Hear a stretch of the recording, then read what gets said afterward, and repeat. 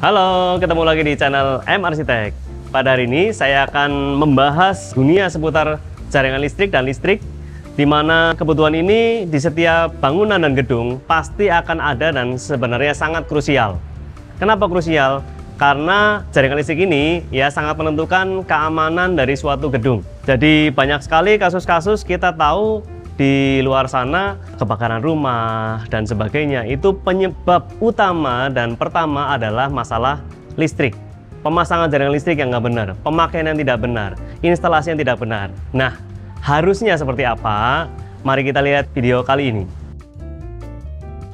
Oke, kali ini saya berada di sebuah proyek rumah yang sudah 70-80% jadi ya. Jadi tembok sudah mulai halus ya, mulai ke arah finishing.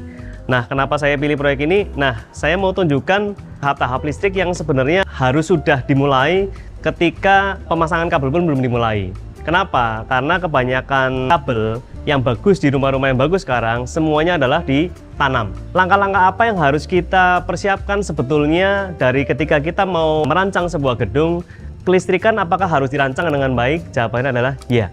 Karena listrik ini kita tahu cukup rumit ya. Kalau kita orang awam lihat listrik kayaknya itu urusannya tukang aja. Sebenarnya tukang arahannya dari mana? Sebenarnya dari kebutuhan di rumah itu. Rancang desain jaringan listrik ini adalah sangat penting dari awal ketika kita mau membangun rumah. Jadi kita harus mulai rancang misalnya ya, titik lampu ya, titik stop kontak, titik saklar, itu harus posisi di mana itu sudah fix dari awal. Karena apa? Ketika kita mulai membangun, sudah sampai tahap mulai pembataan atau penembokan, itu seharusnya semua jaringan listrik itu sudah disiapkan rumahnya. Dan biasa kita kan menggunakan pipa ya, pipa yang akan ditanam di dalam tembok. Jadi sehingga kenapa ini harus ditentukan dahulu? Kebanyakan kesalahan orang sering terjadi ya, di mana rumah sudah rapi, sudah diaci seperti ini, jaringan listrik barusan mulai masuk, barusan mulai ditentukan. Kelemahannya apa? Otomatis ya, ketika mau memasang listrik di tembok, kebanyakan orang akan menentukan titiknya, kemudian dia akan bobok lagi temboknya. Tembok yang sudah rapi seperti ini akan dibobok. Nah, yang betul seperti apa? Nah, ini contoh rumah yang kita sudah persiapkan titiknya dari awal. Jadi semua sebelum kita aci dan haluskan tembok, semua pipa-pipa untuk jaringan listrik kita sudah tanam, semua titik ya, satu rumah. Jadi tidak ada namanya bobok-bobok tembok untuk pasang kabel, itu sudah nggak ada. Jadi ini tahapan yang benar. Jadi ketika kita sudah desain dengan matang, semua titik lokasi kabel, saklar, stop kontak, ya jaringan listrik sudah jelas semua, maka instalasi nanti mulai pemasangan kabel pun akan lebih mudah, lebih nyaman, dan juga tidak membuang biaya banyak. Karena tidak ada pekerjaan bobok tembok, nanti ngelepah lagi, merapikan lagi, itu nggak ada. Jadi rancang desain jaringan listrik harus dimulai dari awal, sebelum rumah mulai dibangun ya. Titik-titik semua sudah clear semua. Nah, kemudian setelah persiapan rumah kabelnya sudah jadi, otomatis kita mulai pasang kabelnya ya. Teman-teman perlu perhatikan masalah pemilihan kabel. Jadi sering dan banyak terjadi orang nggak ngukur besaran daya ya. Jadi banyak orang yang punya rumah kira-kira saja. Saya rumahnya segini, kira-kira pasang listrik berapa ya?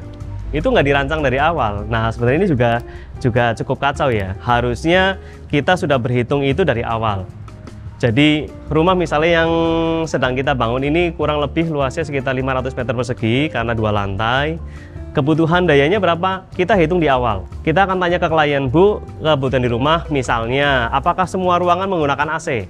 Oh, jawabannya misalnya iya. Otomatis kita akan hitung besaran daya tiap-tiap kamar. Kemudian kita hitung, Bu, nanti alat-alatnya yang tidak umum misalnya seperti alat-alat masak, alat-alat misalnya kecantikan, misalnya heater. Nah, semua komponen di rumah akan kita hitung secara umum dan secara global.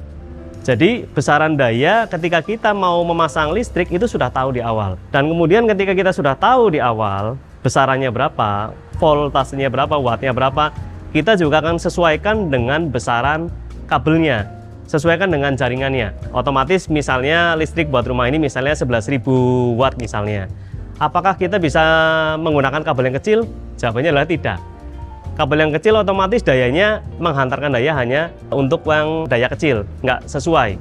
Otomatis kita harus menyesuaikan besaran kabel itu dengan daya yang akan kita pakai. Ya, misalnya tadi 11.000, daya dari PLN ke dalam rumah itu harus menggunakan kabel seberapa besar. Nah, teman-teman bisa lihat untuk konversi watt ke besaran kabel di tabel yang saya kasih di bawah ini. Nah, ini penting sekali teman-teman. Jadi jangan sampai salah pilih kabel ya. Kadang-kadang teman-teman sudah dayanya besar dari PLN, tapi kabelnya terlalu kecil masuk ke rumahnya. Padahal alat yang digunakan itu berdaya besar. Sehingga nanti ketika digunakan, kabel itu akan panas bahkan bisa terbakar jika tidak sesuai dengan dayanya. Nah, maka ini teman-teman harus pastikan memilih kabel yang besarannya itu sesuai, kekuatannya sesuai dengan daya yang alat yang akan kita gunakan. Sering nih kadang-kadang kita menyepelekan nih, banyak orang juga yang menganggap pasti kuat dan sebagainya. Misalnya alat-alat seperti penghangat, para perempuan mungkin sering pakai hair dryer, kadang catok dan sebagainya. Nah, alat-alat seperti ini sebenarnya dayanya itu besar, ratusan bahkan bisa ribuan. Tapi kalau kita persiapkan stop kontak di bagian situ dengan listrik atau kabel yang kecil, nah ini sangat beresiko untuk kabelnya bisa terbakar atau bisa terjadi konsleting. Nah, ini pemilihan kabel ini juga sangat penting ya teman-teman. Tadi saya sudah ceritakan besaran kabel, jenis kabel itu juga bermacam-macam ya. Kita tahu ada kabel yang memang buat indoor, NYM biasanya, sebutnya NYM. Jadi kabel yang biasanya lapisannya itu putih. Itu kabel yang buat di indoor, buat di dalam rumah, yang untuk ditanam di tembok kebanyakan pakai jenis NYM. Nah, ada lagi kabel yang memang kita gunakan untuk biasa untuk outdoor, untuk berbahasa ria, untuk kena panas. Kita biasa pakainya jenis NYY. Jadi isinya mirip, tapi lapisannya NYY ini lebih kuat. Jadi dia memang lebih tahan cuaca. Nah, jadi buat teman-teman kalau mau taruh kabel misalnya yang sampai terekspos di luar gedung, ya pastikan kabelnya harus jenisnya yang NYY. Ya, karena teman-teman tahu misalnya kabel buat antena misalnya gitu ya, kan terekspos. Jangan sampai kabel pilihnya yang asal-asalan, salah pilih kabel sehingga nantinya terjadi resiko-resiko konsleting misalnya. Nah, itu sangat berbahaya. Nah, itu yang kedua. Kita juga punya ya, kita biasa karena kabel ini sangat penting ya, pastikan teman-teman juga harus memilih kabel yang memang berkualitas. Salah satu kabel yang sering kita gunakan dalam proyek-proyek kita yaitu kabel merek Kitani. Kabel Kitani ini kabel yang sudah berstandar SNI otomatis dan sudah memiliki ISO 9001:2015. Di mana kita tahu bahwa standar suatu barang akan ditentukan dari seberapa baik manajemen dan seberapa baik kualitas pabriknya. Jadi otomatis sudah punya SNI dan juga ISO, kita bisa yakin bahwa kualitas produk yang mereka keluarkan itu akan memang sesuai dengan standar Indonesia dan juga standar dunia. Jadi kita bisa yakin dan secure bahwa apa yang mereka hasilkan itu kabelnya memang berkualitas. Seperti itu teman-teman. Jadi jangan sampai salah pilih kabel, karena itu menentukan keamanan dari rumah kita. Itu tahap kedua, pilih kabel. Yang ketiga, tahap instalasi nih. Nah, instalasi ini memang sangat tergantung dari tenaga ahlinya. Jadi pastikan teman-teman ketika sudah tahu tadi teknisnya ya, saya titiknya sudah tahu, saya kabelnya saya juga sudah pilih yang sesuai dan yang bagus. Yang ketiga, siapa yang pasang. Nah, untuk instalasi ini penting sekali ya, ketika bahan-bahan kita sudah pilih, tadi titik sudah kita tentukan, bahan-bahan saklar stop kontak kita sudah pilih yang berkualitas. Nah, instalasi ini juga sangat penting. Jadi kerapian jaringan kabel, sering banyak di luar sana orang-orang yang pasang kabel nggak karuan ya, alias apa? Tidak rapi. Ya, kita lihat sendiri kalau kita ke jalan-jalan, kita lihat di negara kita ya masih ya betapa ruwetnya kondisi kelistrikannya di negara kita. Ya, kita lihat satu tiang kabelnya malang melintang, tidak beraturan, tidak rapi. Di negara-negara maju sudah tidak ada barang seperti ini ya. Semua kayak misalnya contoh mungkin di IKN ya, di proyek negaranya kita di IKN, saya yakin masalah jaringan listrik ini semua sudah underground. Jadi tidak ada jaringan listrik yang di atas tanah ya, karena sebenarnya kan sangat bahaya. Jadi instalasi ini pastikan teman-teman memilih vendor yang berkualitas ya. Barang-barang yang kita sudah pilih pastikan terpasang dengan baik. Di setiap sambungannya kita sering ya di rumah-rumah, teman-teman mungkin kadang-kadang juga mengalami sendiri, kita nyambung kabel cuma disambung pakai tangan ya. Nah, apakah ini aman? Sebenarnya kurang aman. Sambungan kabel yang benar harusnya kan pakai sambungan yang betul ya. Jadi tidak sambungan-sambungan manual seperti itu. Ya, semuanya harus menggunakan alat-alat yang standar. Sehingga semua sambungan itu tidak ada resiko pong atau terjadi konsleting ya.